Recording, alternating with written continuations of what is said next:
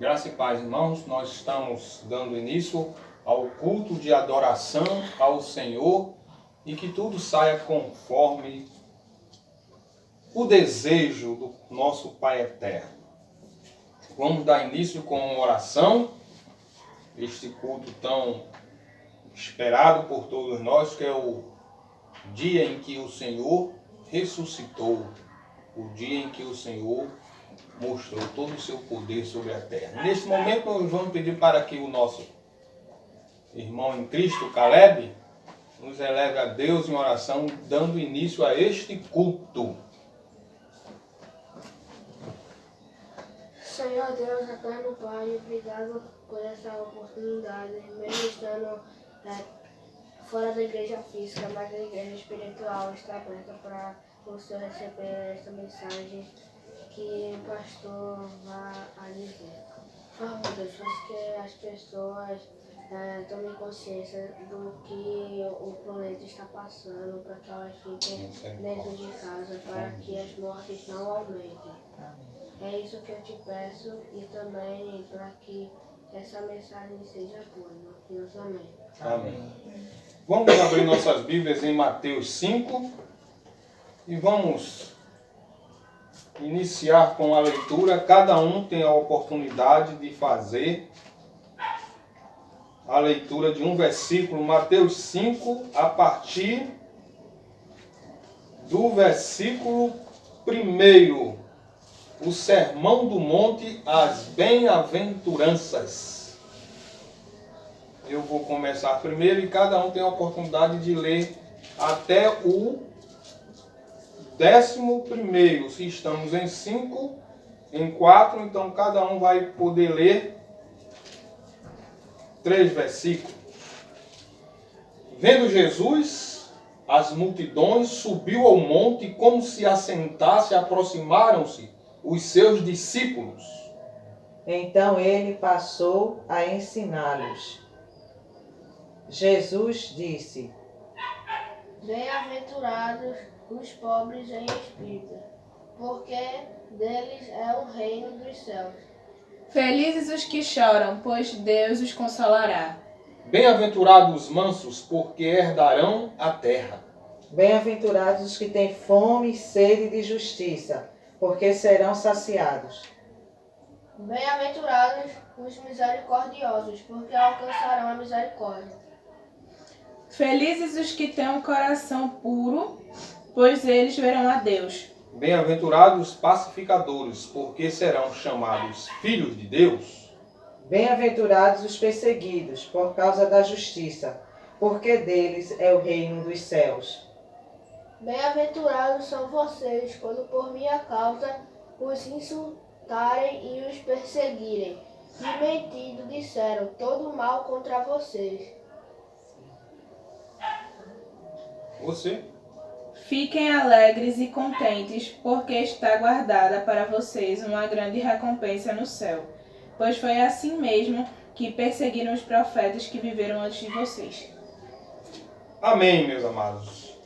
Vocês viram que a tradução de Esther chamava felizes, enquanto a nossa chamava bem-aventurado.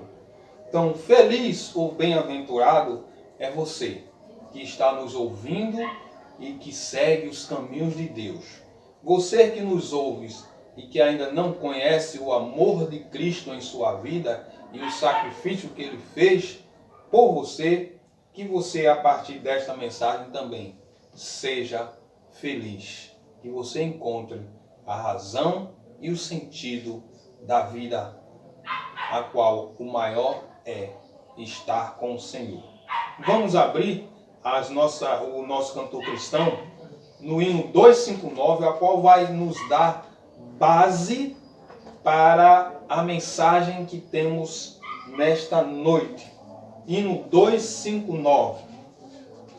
Nós vamos cantar a primeira e a segunda estrofe e no final da mensagem nós cantaremos a terceira, a quarta e a quinta. Hino 259. Muito bonito esse hino de João de Hernes. Ao findar o labor desta vida, quando a morte ao teu lado chegar, que destino atender a tua alma, qual será no futuro teu lar? Meu amigo, hoje tu tens a escolha, vida ou morte, qual vais aceitar? Amanhã pode ser muito tarde, hoje Cristo te quer libertar. Tu procuras a paz neste mundo, em prazeres que passam em vão, mas na última hora da vida, eles já não te satisfarão. Meu amigo, hoje tu tens a escolha, vida ou morte, qual vais aceitar?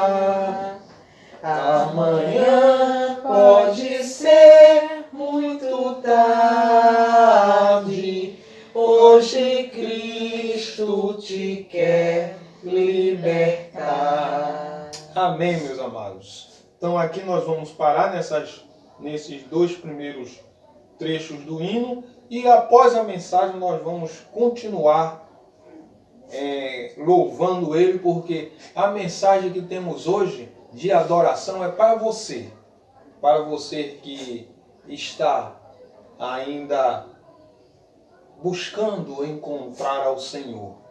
E o término do hino faz uma pergunta: hoje você tem a escolha.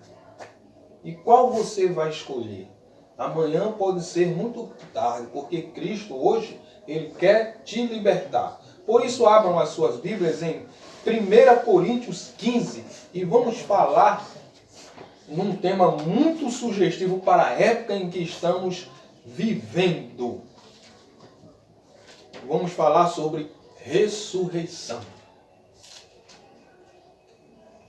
Ressurreição. Por isso que a leitura bíblica nos levou à bem-aventurança ensinada pelo Senhor Jesus, ou seja, felizes são aqueles a qual estão debaixo do manto sagrado do Senhor Jesus. E o hino faz uma pergunta, porque o título do hino é A Última Hora. Ressurreição, 1 Coríntios 15. Vamos ler de uma forma diferenciada. Vamos ler o 13, o 14 e depois vamos voltar para o 12. Mas eu peço que vocês fiquem com as suas Bíblias abertas em Coríntios, porque vamos fazer algumas outras leituras neste mesmo capítulo. Coríntios, capítulo 15, versículo 13, 14. Depois a gente lê o 12. A gente vai primeiro começar no 13, no 14 e logo em seguida vamos ler o 12.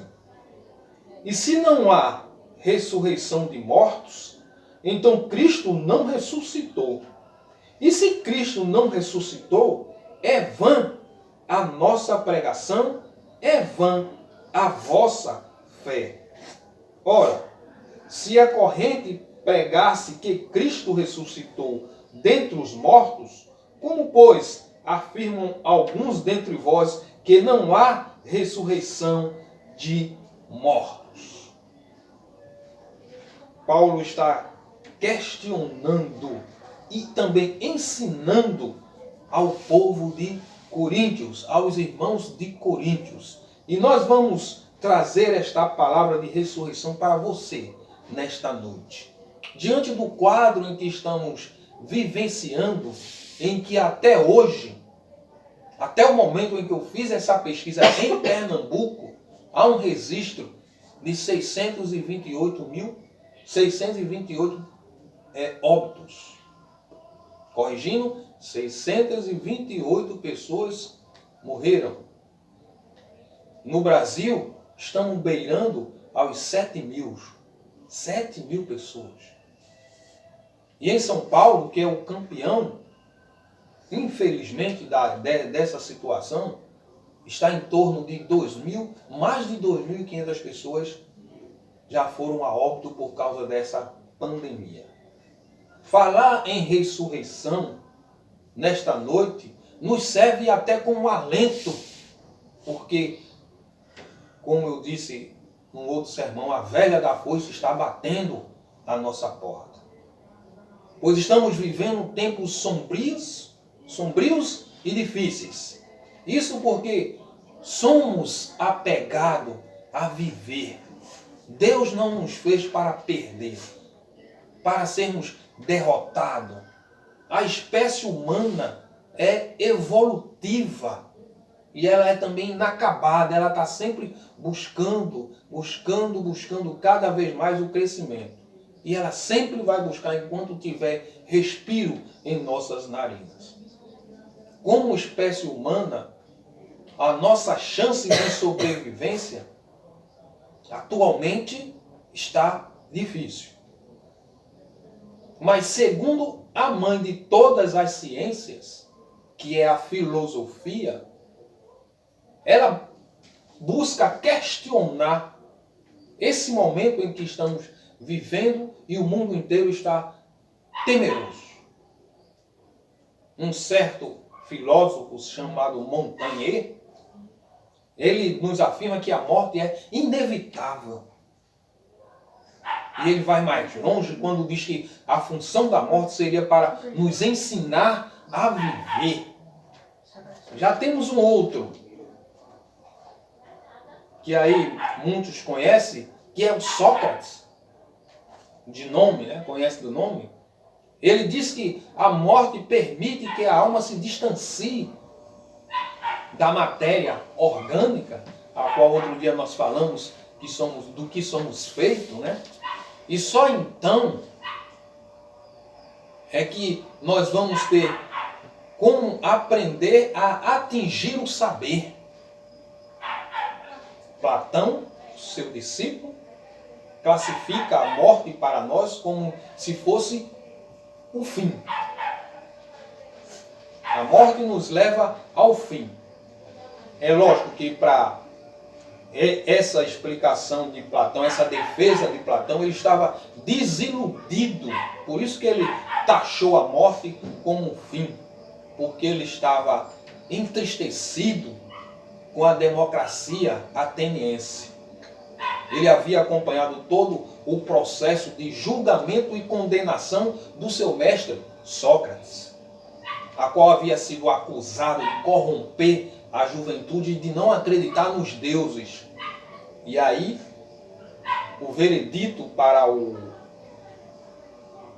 em que ele foi acusado, o resultado do seu julgamento foi que ele teria que tomar um veneno chamado cicuta.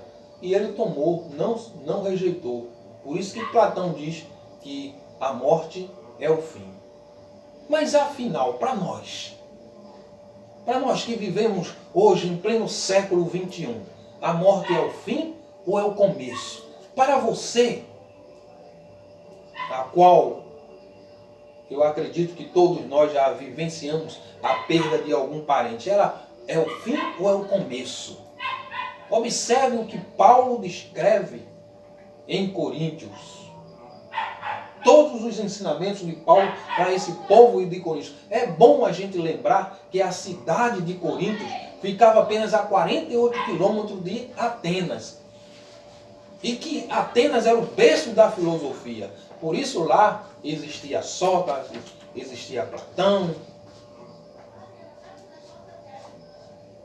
Mas a morte é o começo ou o fim? O pensamento grego era diferenciado do nosso pensamento atual. Mas o que Paulo ensinou para o pessoal de Coríntios também ensina para nós. E ele questiona. Observe que, ora, se é correto pregar que esse Cristo ressuscitou dentre os mortos, como, pois, afirmam alguns dentre vós que não há ressurreição de mortos? diferente do pensamento da Grécia. Mas o apóstolo, ele afirma e que há ressurreição. E por isso que quando ele esteve lá em Atenas, ele foi taxado como faloreiro, ou seja, falador demais, falava coisas sem sentido, coisas estranhas. Mas Paulo não abre mão de ensinar aos seus de Coríntios, aos cristãos de Coríntios. E ele está todo o tempo batendo na tecla dos irmãos que a morte não é o fim. Se outrora ele havia sido chamado como falador de coisas estranhas, se outrora ele foi ignorado, foi rejeitado quando teve entre os atenienses, ele deixou registrado aqui em Coríntios para os cristãos que vivia aquela sociedade onde tudo podia acontecer, ele deixou registrado que a morte não é o fim. Por ser ela, o último inimigo a ser destruído e que Jesus já destruiu. E Jesus não só a destruiu com ele próprio, mas Jesus venceu a morte em diversas vezes. Diversas vezes Jesus venceu a morte. Vamos lembrar algumas vezes dessa? Lázaro, lá no capítulo de João 11. Propositalmente Jesus vai ao sepulcro do amigo, que já estava falecido há 4 dias. Propositalmente ele vai 4 dias depois. E lá ele vai e faz a grande obra. Primeira das vitórias de Jesus sobre a morte. Mas Jesus foi mais longe. A filha de Jairo, o chefe da sinagoga. Sinagoga era o local onde havia todo o ensinamento do Antigo Testamento. E Jesus vai e tira do Hades, como é chamado o sepulcro, tira do Hades a filha do chefe da sinagoga, conhecido como Jairo. Lá em Mateus 5, vocês vão ver a respeito da filha do Jairo. E por fim, terceiro, para a gente não ir muito longe, o filho da viúva da cidade de Naim. Aí estava Jesus na Galiléia, Lucas 7. Jesus caminhando pela rua se depara com um cortejo fúnebre. E ele para, toca no caixão e ressuscita aquele rapaz. Queridos, nesses 3 fatos narrados, Jesus quebrou o paradigma, quebrou a morte.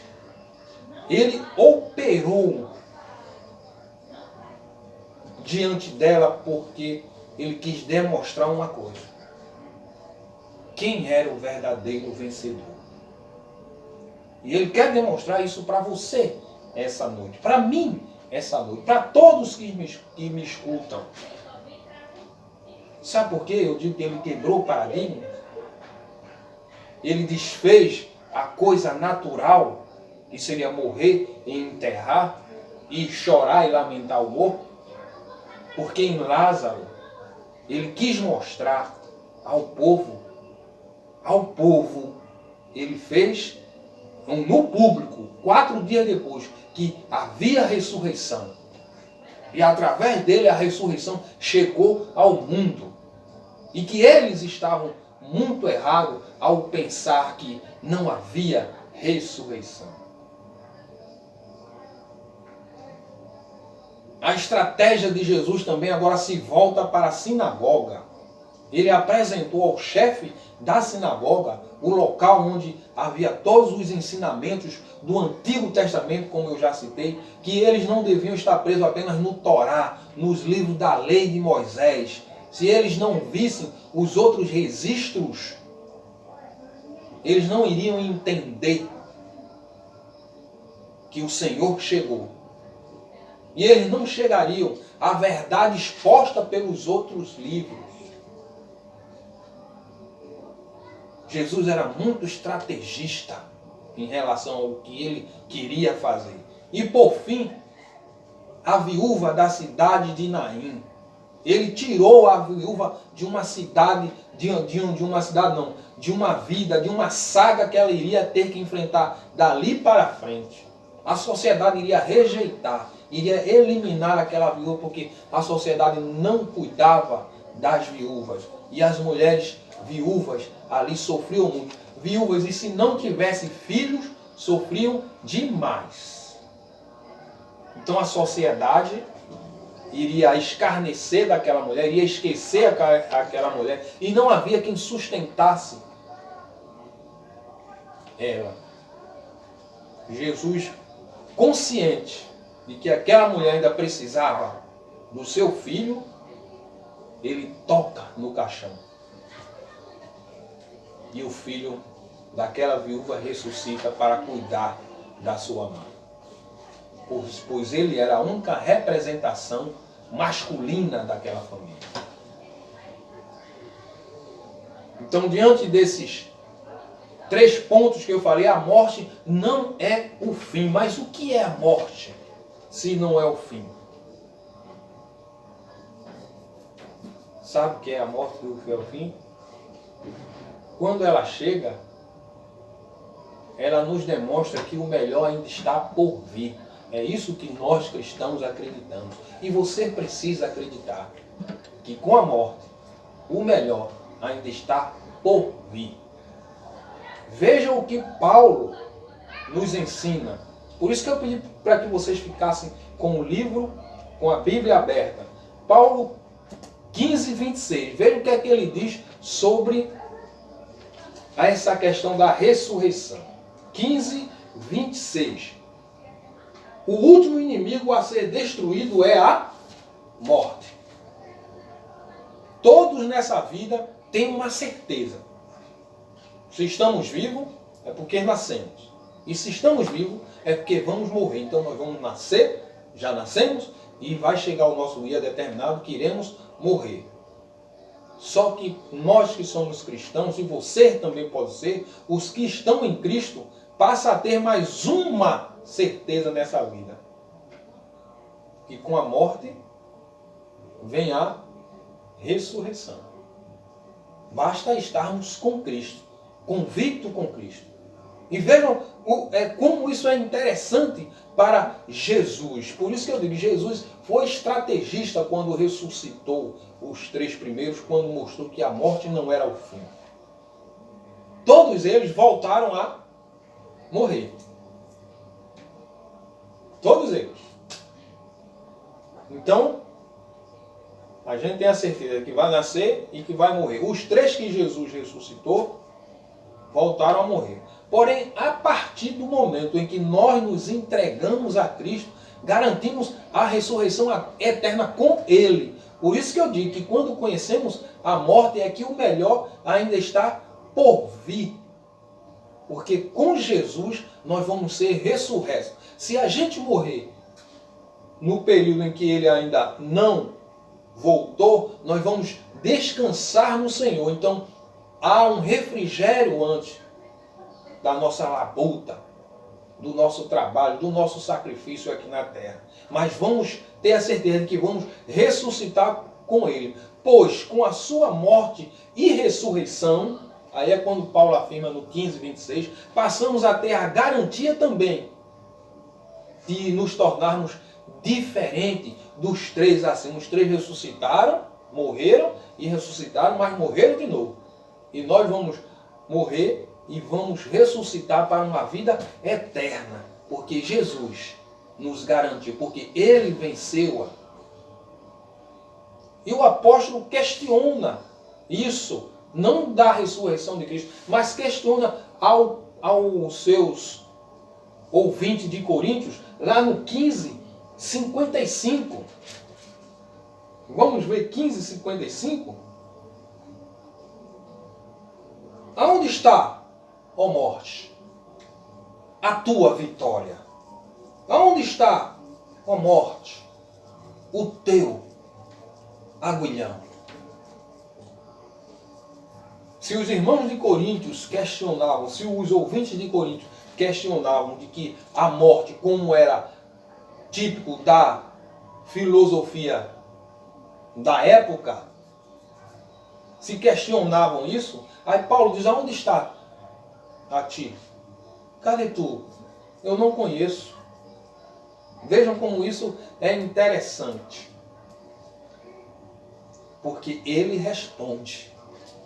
Ele questiona os ouvintes, mas ele responde no 54, no finalzinho do 54. Tragada foi a morte pela vitória. Porque Jesus ressuscitou para não mais morrer. E apresentou o seu corpo ressurreto em várias vezes. Basta você acompanhar a ressurreição de Jesus, a quem ele se apresentou. Primeiramente a Maria Madalena. E por último,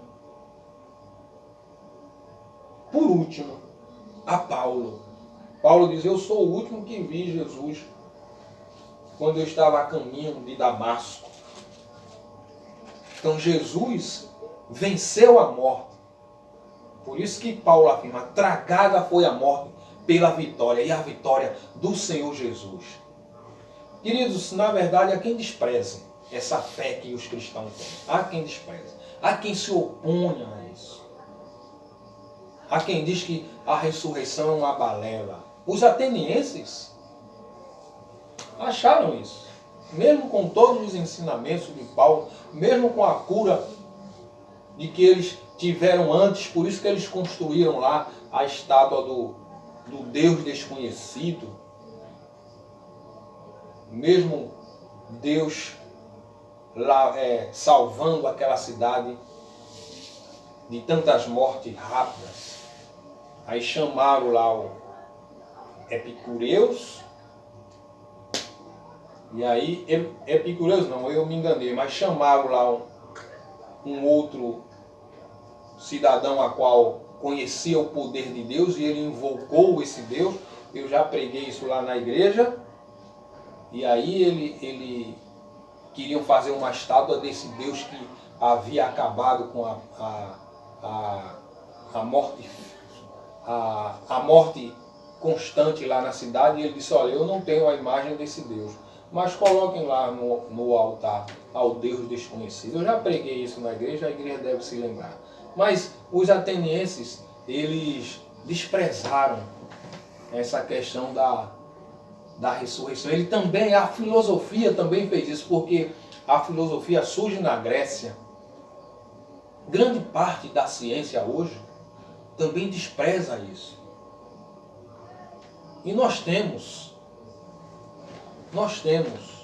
muitas pessoas que não crê na Bíblia, não crê na pessoa de Jesus. E eu acredito que se ele estivesse hoje no nosso meio, talvez essas pessoas fizessem até pior do que o que fizeram na época com Jesus. Lá eles perderam a grande oportunidade de viver bem além dessa vida. Porque a vida esteve entre eles, vida em abundância, e eles não entenderam. Então eu quero dizer para você nessa noite, não perca a oportunidade. Porque a vida não se resume só nesse pouco tempo que nós estamos aqui. Nós não sabemos até quantos anos vamos viver nessa matéria a qual é identificada como corpo. Os atenienses, a filosofia, a ciência, muitos hoje desprezam essa questão da ressurreição. Você não pode desprezar, porque a ressurreição é a nossa grande vitória. E eu quero lhe mostrar por que a ressurreição é a nossa grande vitória, através dos ensinamentos de Paulo e através do que os próprios filósofos disseram. Eu só vou resumir o que eles disseram. Que foi que disse Montaigne? Que a morte é algo inevitável. Certo, nós vamos nascer e vamos morrer. E a função dela é nos ensinar a viver. Viu como já mudou quando a gente corta algumas palavras dele? Então é inevitável e é a função única que nos ensina a viver. Agora, viva através da ressurreição da morte. Aí Sócrates. Tirei algumas palavras de Sócrates e deixei só o essencial. Porque permite a ser livre. Olha o que ele diz. A morte, se para Montaigne é inevitável, para Sócrates nos permite a ser livre. E não é uma verdade? Nós vamos deixar de pagar impostos, nós vamos deixar de ter dívida, nós vamos deixar de nos preocupar de filhos, nós vamos deixar de estar preocupado se o dinheiro vai dar para abastecer o carro ou não, se a despensa da nossa casa vai estar cheia, se devemos pagar a luz. Vamos deixar essa preocupação de lado e, como eu disse, até a vinda do Senhor, vamos estar descansando, porque para o cristão não existe morte, existe um descanso. Então vai nos estar nos livrando de várias coisas. E o Platão? Platão diz algo mais nobre para a gente, para nós que somos cristãos. A morte nada significa para nós, porque nós temos a certeza da ressurreição através de Cristo e da vida eterna. E através desses ensinamentos, eu quero que você tenha esta certeza também a partir do capítulo 11 de Coríntios 53. Porque é necessário que este corpo corruptível se revista da incorruptibilidade e que o corpo mortal se revista da imortalidade. Então é necessário que a gente morra, como diz Montaigne, porque ela é inevitável. Mas com a morte nós vamos ressurgir numa nova vida. E esse ressurgimento só vem através do seu reconhecimento de que Cristo é o Senhor e derrotou a morte. Ela chega ao fim pelo ato de Jesus. A morte chega, acaba para nós através do ato que Jesus fez de morte na cruz, que nos garantiu, como Paulo diz, a imortalidade espiritual. Não é do corpo, não. O corpo vai embora. Como eu disse, nós não sabemos quanto tempo nós vamos passar aqui, mas vamos ser ressurretos e será uma ressurreição espiritual e vamos viver na imortalidade. E nesse momento eu quero quebrar